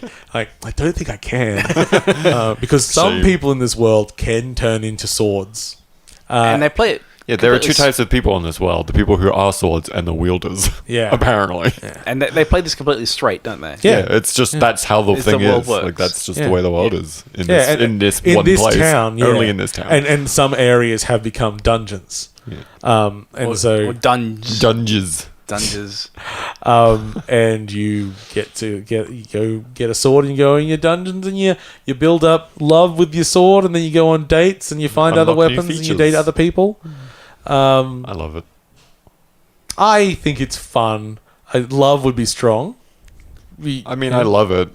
It is hitting all of the things. I mean, like, I do have problems with it. Yeah, but I love it. Well, I mean, you've got a large erection for Hades. Yes, which is one of the problems I have with Boyfriend Dungeon. That it's not Hades, because I have played so much Hades that it doesn't quite feel good. It made me realize as soon as I'm playing, because perspective wise and concept wise, other than the fact you're a little chibi androgynous model instead of a beautiful rendered sex boy. Yeah.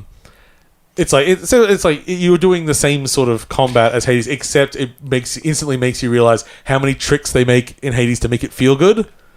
I started liking it more by doing one thing. I swapped my brain from Hades mode and I put it into Gungeon mode. Okay. Because Boyfriend Dungeon plays more like an isometric Enter the Gungeon. Mm-hmm. Even though it feels like it should play like Hades. Yeah, because I find myself missing my enemy a lot. Yeah, miss the enemy. I get hit a lot more. Yeah. Like, it doesn't feel as smooth to dodge attacks and stuff like that. But I'm still having a lot of fun with it. Yeah. And the dating's great. And then you find swords, and they have a cool animation where the sword turns into a person. A much better art style than the Sailor in dungeon Moon-esque stuff. transformation scene. Very sexy. They spent money I on just that. want all of those. Yeah, all together. And then then you have date scenes, and you date people, and you get text messages. I find it interesting that because I knew I was going to play it when I first heard about it, but I haven't really kept up with any of the info and stuff like that. And I find it interesting that they went down the route of most dating sim games. You just everyone's great, and you want to date everyone, and everyone's just a happy, nice person. And then in this, some of the things feel a bit iffy. One of the guys is just straight up not a nice dude, and he's just really confronting, and they're exploring a lot of the weirder not nice side of dating and things like that, which I think is nice to do. I think it's good, yeah. And with that, we'll touch briefly on the controversy that's not a controversy, which was basically the phrase go woke and go broke, and how it's annoying and shit and not really true for anything. Well, this is kind of go woke and you find out you haven't gone woke enough. So it's a very, and I'm using the term, I hate the term. The term's stupid as hell, but it is the best way to describe it. Yeah, it is very woke. The first thing I think it's the first thing you see is a content warning saying that the game has depictions of stalking. And actually, I think the word they use is references to stalking and emotional manipulation. And then the next thing it says is by the way, there's a character called Mum that's going to text you randomly things of support. If you do not want to get that, you can turn this off. I find that option really weird.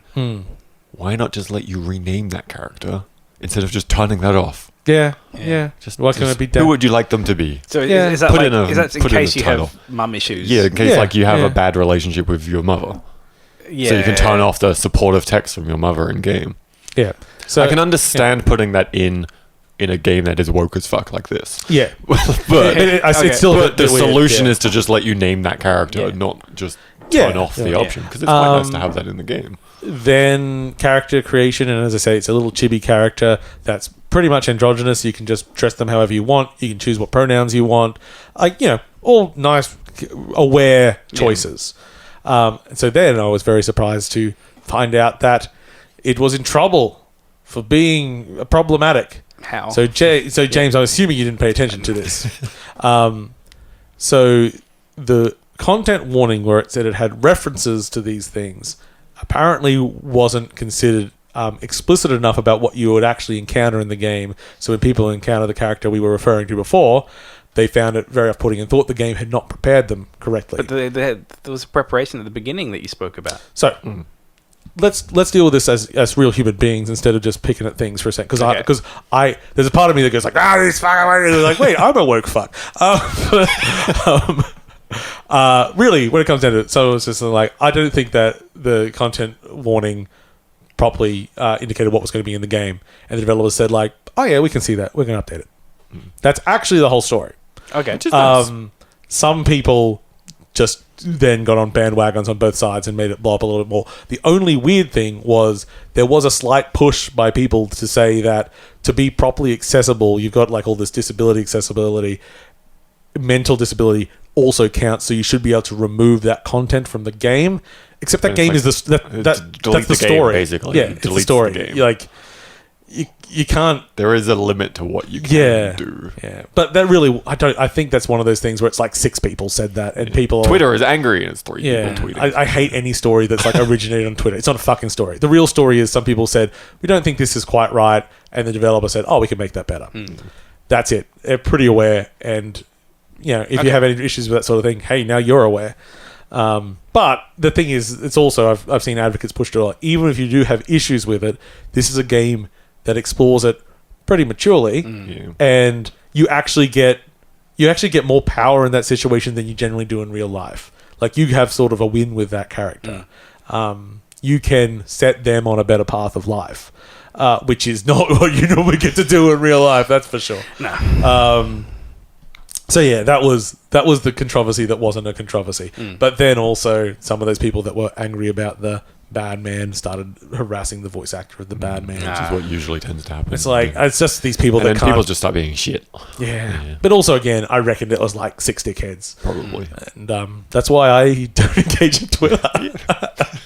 That's always my advice. It's like, there seems to be a problem on Twitter. What if I were just to go to not and that. watch some Avatar? But James Cameron's Avatar? No. Actually, I recently have been watching through M. Night Shyamalan movies, and I've never watched his Avatar. So I might do that sometime soon. I'm looking forward to it. Okay, let me do a quick rundown of The Forgotten City. This is an Aussie game. It's a well-known Skyrim mod. Yes, it is. A very well-known Skyrim mod, and a Skyrim mod that won a Writers Guild Award in Australia in 2017? 16 or 17. So, really successful Skyrim mod, and in that mod, you went to this old dwarven city.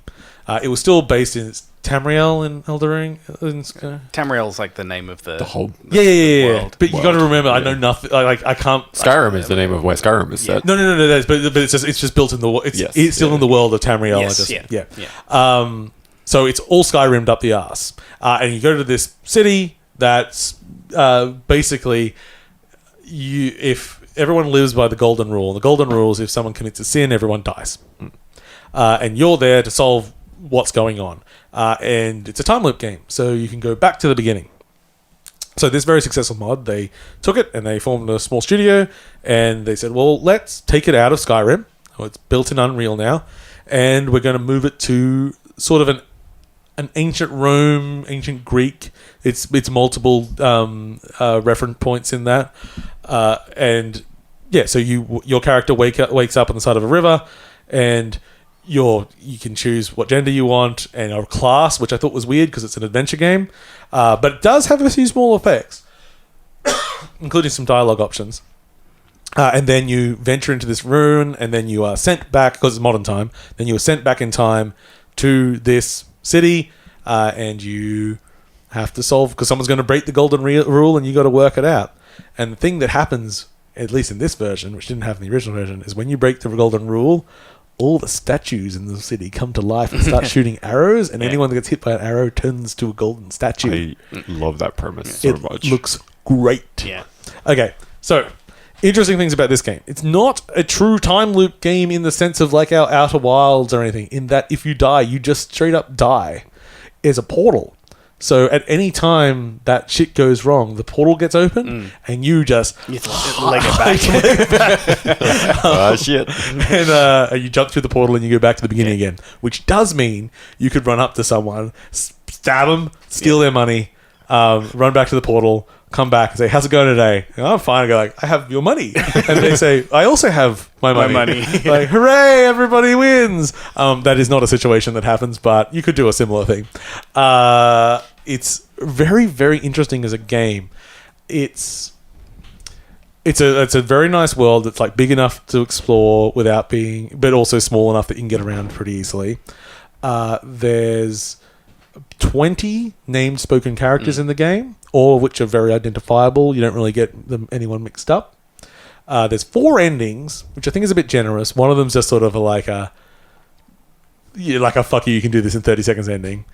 The second and third ones are just variations on the same thing, and the fourth one's like the true ending that you're working towards.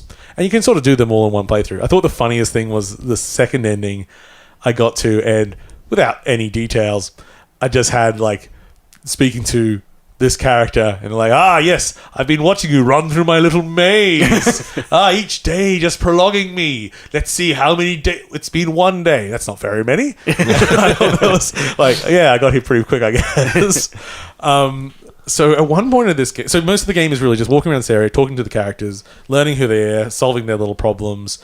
It's not a clockwork game. It doesn't have a timer going. Basically, you take as much time as you want. It's really just you triggering things that moves things forward or such, which I thought was a little disappointing, but also it does make it pretty accessible. You're not going to miss something because you weren't standing in the right spot. Chatting to people, learning there. And then at one point, I got up to a stage and it said, like, warning came up. It said, if you don't like action and horror, feel free to skip this.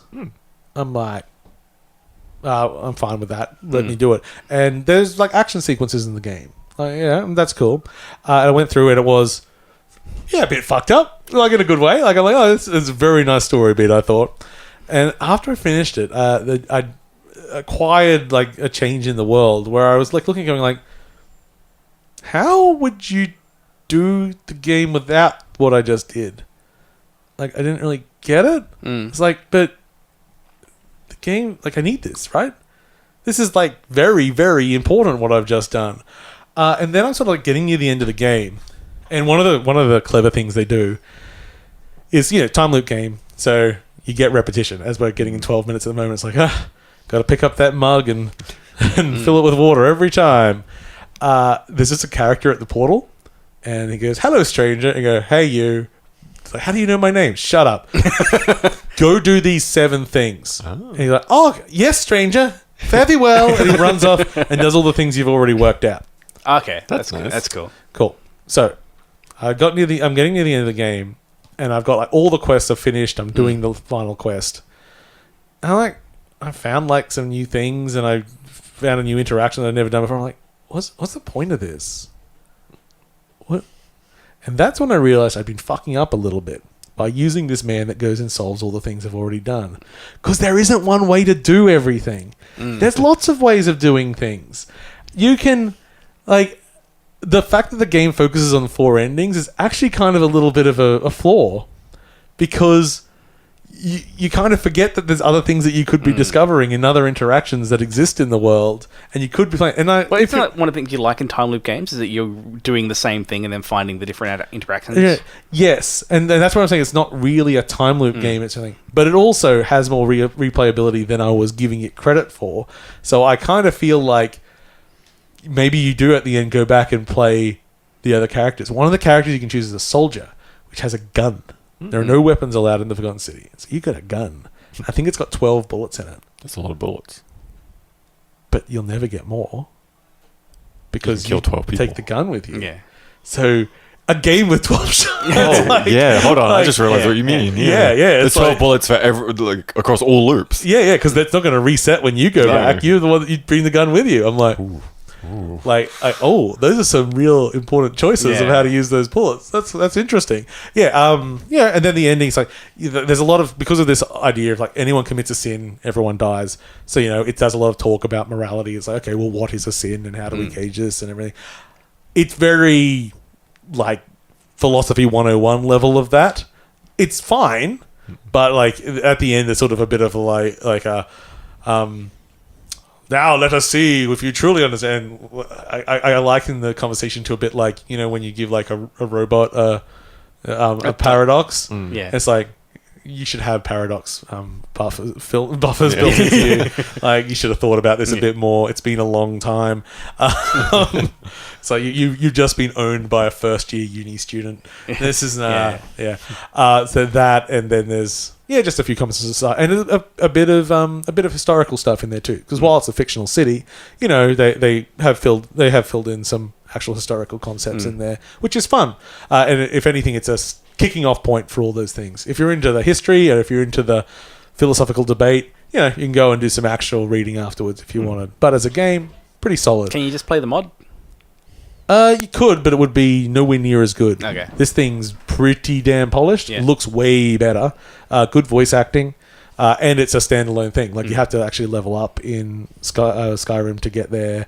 You have to, unfortunately, play Skyrim. But, Paul, what else am I going to do with the copy of Skyrim I'm going to now buy for the 15th time? Yeah, they're just because you're not getting it as a free upgrade. It's written here on the news. It's for next-gen consoles, isn't it? Yeah, well, it's for all, except for Switch. Wait, there's a new, like, they're re-releasing PC. They're re-releasing it again. Oh, they're re-releasing it on the next-gen consoles for all of the things, with no free upgrade path to get it.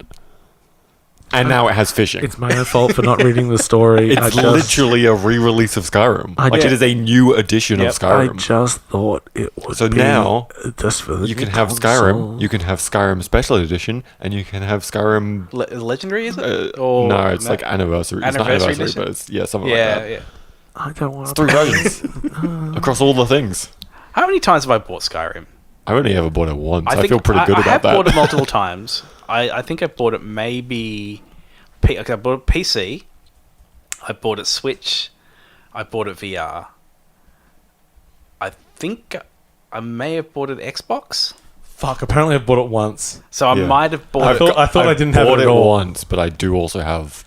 I've got like the original and the special edition, but I only ever bought it once. So I think I got the special one for free. Yeah, I think I bought it 4 times. Yeah. 3 or 4. It's come out a lot. Maybe I have it. Maybe you bought it for me, like when you got me Secret of the Magic Unicorn. Anyway, lots of people like that game. Paul's different. The Forgotten City. It's very good. The only thing I was going to say with it, writing-wise, like so many period pieces, fantasy pieces, the writing's still quite dry. Well, like, unique characters, but it's not like you're going to go like, man, what a crack up that guy was. I want to hang around them more. It's all very...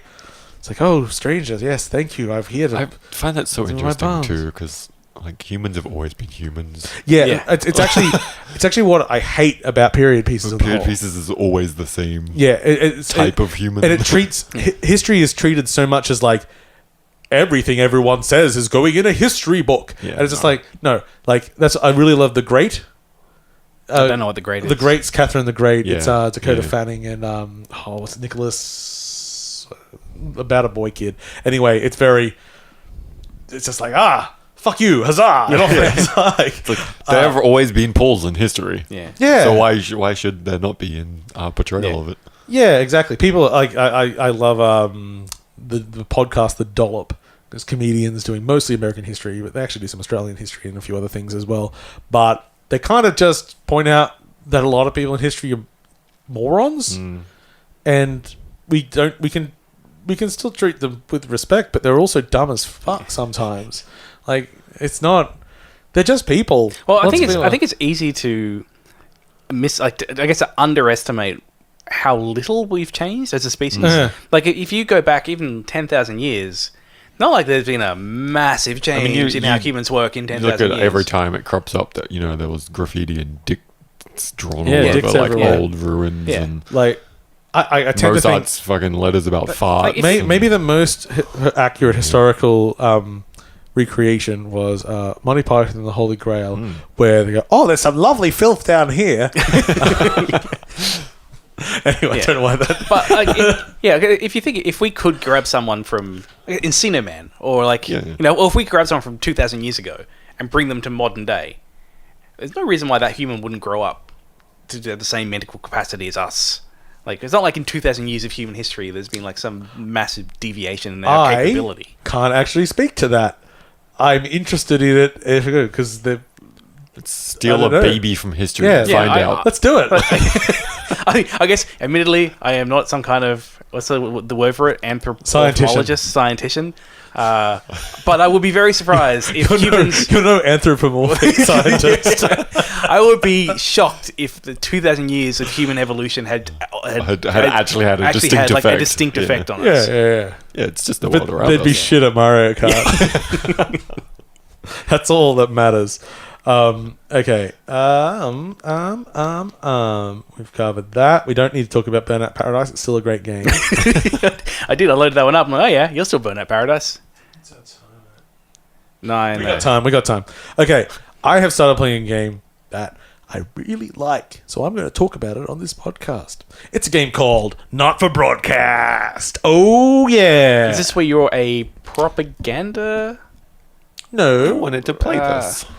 I mean, I know what you're thinking of, and you are still thinking of the right game. Okay, yeah. You are a vision mixer, which is a job I have done. So I'll be great at this game, I says to myself. So basically the game starts and I think you're a janitor at a television station, and they're like, the guy doesn't come in. You're running the studio tonight. You're like, oh, okay. So you sit down at a desk and you've got 4 streams of video coming in. And they're like, you're going to run the news tonight. Don't worry, it's easy. I'll run you through it. So it runs much like a vision mixer. So which means if you're doing it on any modern thing, you use the 1 to 4 keys. You could use the mouse like a sucker and click on them, but you use 1 to 4. And your job is just to switch the vision. People are having an interview. It's like interview subject, interviewer, wide shot. The other one's the announcer, which you're not going to cut back to until the segment's over, whatever. Pretty easy. It actually tracks this. Like it's like you want to be on who's speaking. And you want to vary the shot up. So, you want to cut when there's a reaction, things like that. So this is a skill that you sort of learn. You learn people's rhythm. You go like, okay, this person's wrapping up the question.